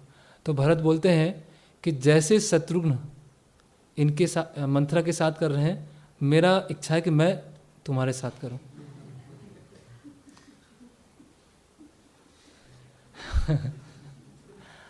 लेकिन इससे भगवान राम प्रसन्न नहीं होंगे, है ना। इस व्यवहार से भगवान राम प्रसन्न नहीं होंगे। इसीलिए शत्रुघ्न का क्या बोलते हैं कि ये मंथरा को छोड़ दो, है ना। तो वही ध्यान है, भगवान क्या प्रसन्नता, मेरे किसी एक्शन से भगवान राम क्या है अप्रसन्न नहीं होना चाहिए, मेरे किसी कार्य से भगवान राम प्रसन्न नहीं होना चाहिए, ये उनके मन में चल रहा है ना। कोई व्यक्ति जब गुस्से में आता है तो गुस्से में न आओ न ताओ और लगा दिया, है ना, या कुछ तोड़ दिया, ऐसा होता है ना। आश्रम में भी इससे कई कोई गुस्सा में आता है तो जो वस्तु जिस समय हाथ में दिखती है मतलब वो गई अभी। लेकिन यहाँ गुस्सा भी है, लेकिन गुस्सा करते समय वो याद कर रहे हैं कि अगर मैंने ऐसा किया तो भगवान राम क्या हो जाएंगे, अप्रसन्न हो जाएंगे, है ना। तो कभी कभी ऐसे हमारे अंदर आता भी है, गुस्सा आ गया, कुछ आ गया, तो अगर तुरंत हमें याद करना चाहिए इसे गुरु प्रसन्न होंगे कि नहीं होंगे, कृष्ण प्रसन्न होंगे कि नहीं होंगे इस व्यवहार से, तो तुरंत क्या होगा, वो चला जाएगा, है ना। और भरत जी को तो गुस्सा होना का पूरा वो बनता है ना, वो तो गुस्सा हो भी सकते थे और उसको जस्टिफाई भी कर सकते थे कि तो ऐसा काम किया, ऐसे लोगों को तो सजा ही मिलनी चाहिए, लेकिन उन्होंने अपने गुस्से को कंट्रोल में रखा। ओके, अब आता है तीसरा टेस्ट। तीसरा टेस्ट क्या होता है कि चौथा दिन आता है, 14वां दिन, 13वें दिन तक पूरे सारा जितने भी अंत्येष्टि संस्कार हुआ, 14वें दिन जितने मंत्री होते हैं और अयोध्यावासी होते हैं वो क्या बोलते हैं कि आपको अभी राजा हम बना देते हैं, आपको राजा हम घोषित करते हैं। तो भरत जी क्या बोलते हैं कि राज्याभिषेक की सारी सामग्री लेके आओ, अभी हम चलते हैं उनको राजा बनाने के लिए, आप सारी सामग्री इकट्ठी कर लो, है ना। सोचिए मतलब अपने आप कोई चीज़ आ रही है और हम मना कर रहे हैं, बहुत मुश्किल होता है। अगर अपने व्यवहारिक जीवन में ऐसे देखें हम तो ये करना बहुत मुश्किल है ना। जो अलग अलग चरित्र भरत जी का आ रहा है, भरत जी बोलते हैं कि मैं तब तक विश्राम नहीं करूँगा जब तक राम वापस नहीं आ जाते, तब तक विश्राम नहीं करूँगा जब तक राम राजा नहीं बन जाते, तब तक मैं विश्राम नहीं करने वाला, है ना। और वो सारे अपने अयोध्या वासियों में कुछ लोगों को बोलते हैं, तो अभी कुछ लोग क्या होता है जब अपनी गलती स्वीकार करते हैं तो बस गलती स्वीकार कर ली और उसको रेक्टिफाई कैसे करना है। भरत जी क्या है, पूरे अयोध्या को लेके कहाँ जा रहे हैं, भगवान राम से मिलने के लिए, कि मैं अकेला जाऊंगा तो मुझे तो कुछ शिक्षा देके लौटा देंगे, गुरु उनको भी ले जाऊंगा, माताओं को भी ले जाऊंगा, अयोध्या वासियों को ले जाऊंगा, सबको साथ में ले जाऊंगा, तो उनकी बात तो माननी पड़ेगी। तो अगर हमसे कोई गलती हुई है तो उसका रेक्टिफिकेशन करने के लिए हमें पूरा प्रयास करना चाहिए, केवल ऐसा नहीं कि बस हमने बोल दिया कि हाँ प्रभु जी ऐसा हो गया था, बस क्षमा कर दीजिए, सॉरी, बस हो गया। वो उस गलती को पूरा सही करने का प्रयास करना चाहिए। भरत जी तो अभी तक कोई गलती नहीं है उनकी, अब उन्होंने क्या दिया, आदेश दिया, जो अयोध्या में जो लोग हैं अभी रोड का निर्माण करो आप, अयोध्या से लेके हम आगे सुमंत्र बताते हैं कि यहाँ तक मैंने छोड़ा था, उसके आगे उनको पता नहीं कहाँ गए, तो वहाँ तक गंगा नदी तक सुमंत्र छोड़ के आए थे, और गंगा नदी पार करके भगवान कहाँ गए थे, भरद्वाज मुनि के आश्रम में, और भरद्वाज मुनि के आश्रम से चित्रकूट। तो गंगा अयोध्या से लेकर गंगा नदी तक एक रोड का निर्माण किया जाए, वहाँ पर वृक्ष हों, है ना, कुएँ खुदवाए जाएँ, और वहाँ पर ऐसे छायादार कुछ चीज़ें बनाई जाए, है ना। इस तरह से वो आदेश देते हैं। फिर चौथा टेस्ट आता है, तो जब वो रात्रि में विश्राम करते हैं, है ना, मतलब उन्होंने कहा था मैं विश्राम नहीं करूँगा, विश्राम मतलब चुपचाप नहीं बैठूँगा। तो सुबह क्या होता है कि जो चारण और भाट होते हैं वो बहुत ही अच्छा म्यूजिक बजाते हैं, जैसे राजा को जगाया जाता है ना। तो अगर कोई व्यक्ति चैन की नींद सो रहा है तो क्या होगा, जब म्यूजिक और संगीत बजेगा तो आराम से ऐसे पूरा, है ना, उठेगा, है ना, किस बढ़िया अच्छे सोए हैं और अच्छा मधुर संगीत चल रहा है। भरत जी क्या करते हैं, उठते हैं और सबसे पहले बंद करवाते हैं कि ये नहीं चलना है ना, ये ऐसे समय पर ऐसे म्यूज़िक, और जो चारण और भाट जो म्यूज़िक बजा रहे हैं उसको आप बंद कर दीजिए। मतलब सोते समय ऐसा नहीं कि बस चैन के बस सो गए, केवल बोल दिया, सबके सामने बोल दिया, उसको रियली अंदर से उनको है कि जब तक वो राजा नहीं बनेंगे तब तक मैं चैन से नहीं बैठूँगा, है ना। तो ये चौथा टेस्ट पार करते हैं। फिर 5वां टेस्ट आता है, फिर सभा बुलाई जाती है अयोध्या के जो मुख्य राजगृह है, और फिर से सारे अयोध्यावासी बोलते हैं कि आपको हम राजा घोषित करते हैं, आप राजा बनेंगे।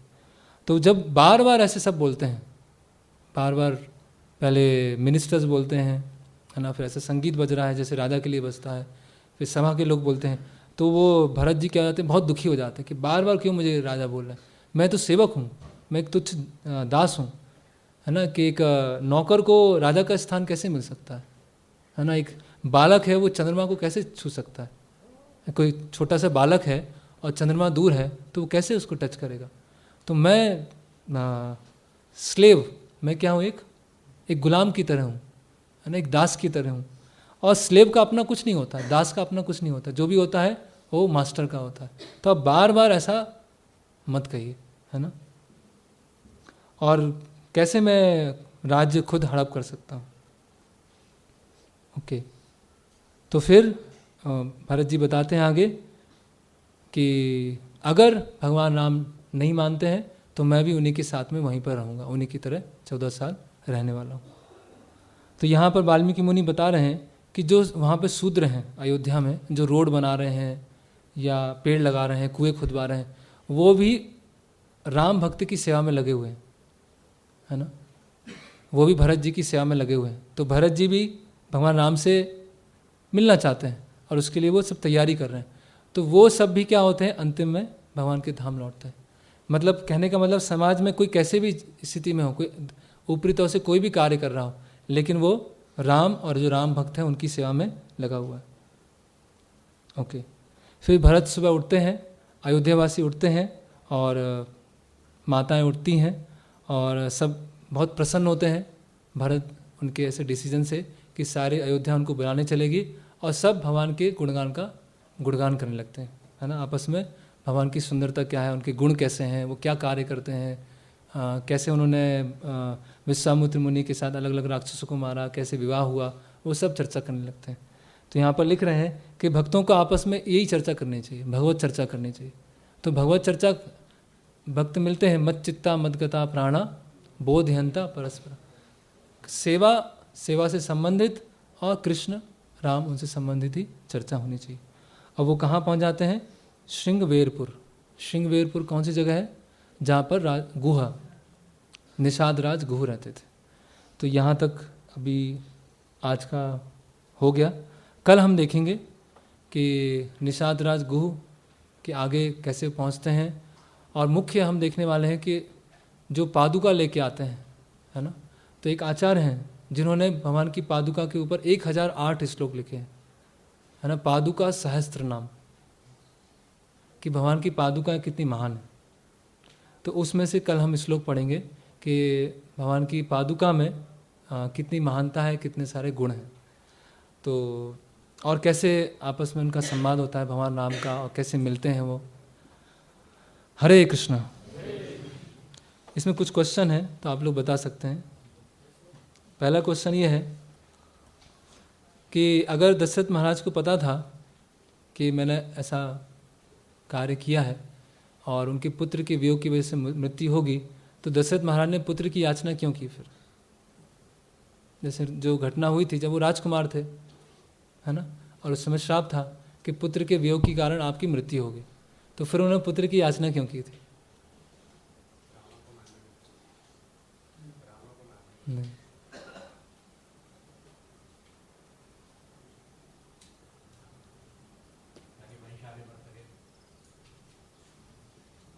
भक्ति की दृष्टि से बताइए। ये सब रावण मार सके हैं, वन सांगे, ये भक्त वाले आंसर नहीं है। हाँ, भगवान राम की अनुपस्थिति मृत्यु से भी बढ़ के है। अगर भगवान राम जीवन में नहीं है तो वो मरने ही जैसा है ना, वो अधिक बड़ी मृत्यु है। वो मृत्यु तो वैसे भी आने वाली है, श्राप की वजह से नहीं आएगी तो बाद में आएगी, लेकिन भगवान राम नहीं है तो वो तो सबसे बड़ी मृत्यु है। दूसरा प्रश्न है माता जी लोगों को कि अगर दशरथ महाराज श्रवण कुमार के माता पिता के पास जाके अपना जो क्या कन्फेस गलती स्वीकार नहीं करते तो क्या होता?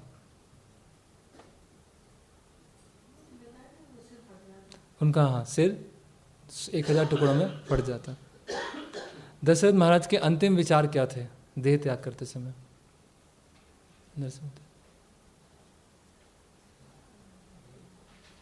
नहीं।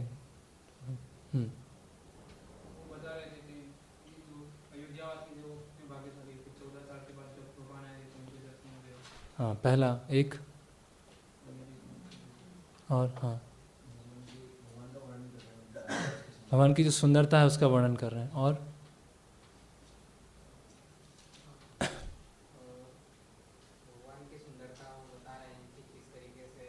हाँ ये तो हो गया पॉइंट।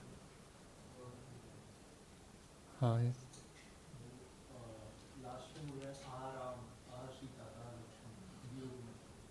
हाँ और अपने पापों का स्मरण कर रहे हैं, अपनी गलतियों का स्मरण कर रहे हैं। हाँ, और संबंध है, यस उसको स्मरण कर रहे हैं। और एक और यस कि भगवान कितने दयालु हैं कि अपने पिता के रूप में उन्होंने कुछ स्वीकार किया। यस वशिष्ठ मुनि ने दूत को क्यों भेजा? वशिष्ठ मुनि ने दूत को कैकेयी राज्य में क्यों भेजा जी? किसके लिए? हाँ तो बुलाने की आवश्यकता क्यों थी?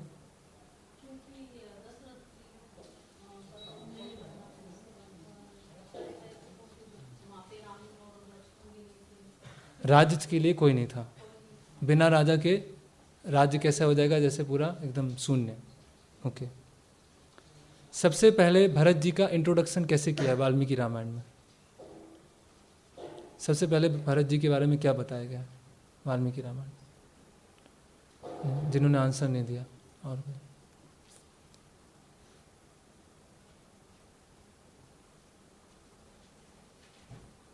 बताइए।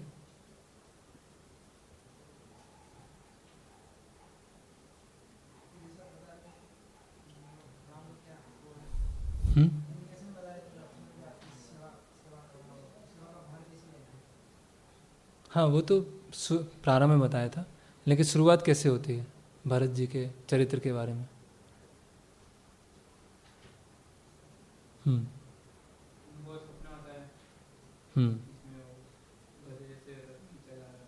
स्वप्न देखते हैं।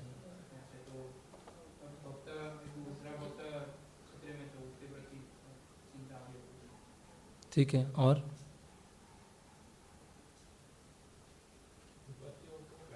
यस यस जब विपत्तियाँ एकदम से आती हैं, पहाड़ टूटता है, तो उस समय कैसे स्थिर रहना है, वहाँ से भरत जी का चरित्र प्रारंभ हुआ। ओके जब भरत जी ने कहा है मातृ रूपे मम अमित्रे कि तुम माता के रूप में मेरी सबसे बड़ी शत्रु हो, तो इससे हम क्या समझते हैं माता जी लोग?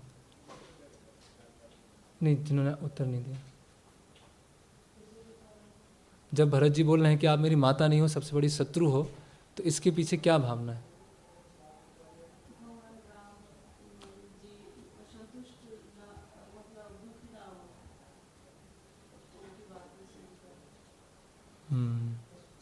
जी मतलब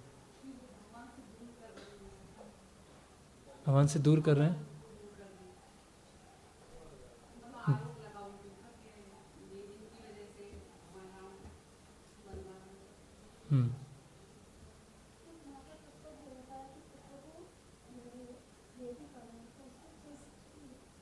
सही शिक्षा नहीं, तो जो उन्होंने बोला है मातृ रूपे मम अमित्र, माता के रूप में तुम बड़ी सबसे बड़ी शत्रु हो।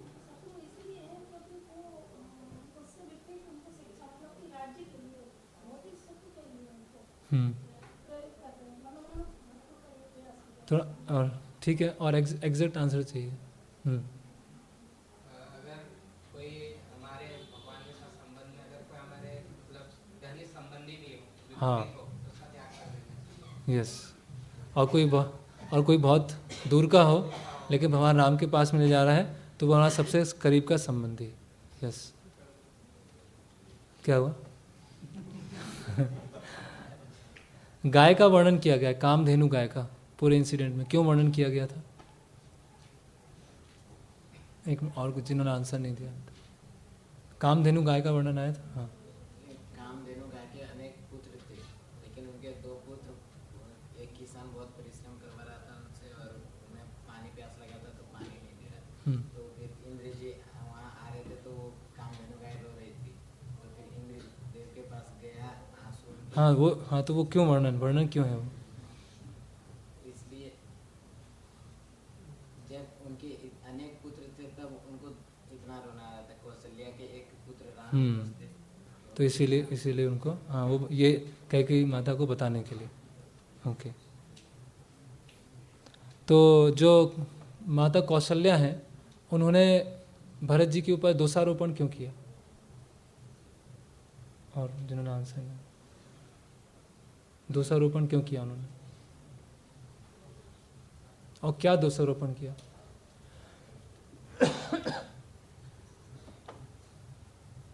जी मैडम।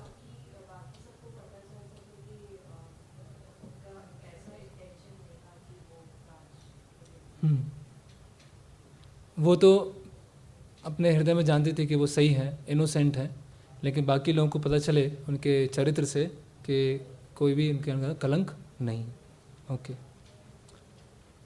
तो ये तो मैंने लिख ही दिया यहाँ पर। बाकी आज 5 टेस्ट जो पार किए भरत जी ने। और शूद्र कैसे भगवान की सेवा कर रहे थे अभी इस इंसिडेंट में जो आपने देखा, इस तरह से। एक मिनट। हाँ, रोड बना रहे हैं, सफाई कर रहे हैं, पेड़ लगा रहे हैं, कुएं खोद रहे हैं। किस लिए कर रहे हैं? किनके आदेश पर? राम भक्त के आदेश पर। तो राम भक्त की सेवा करने से क्या हो गया अंतिम में?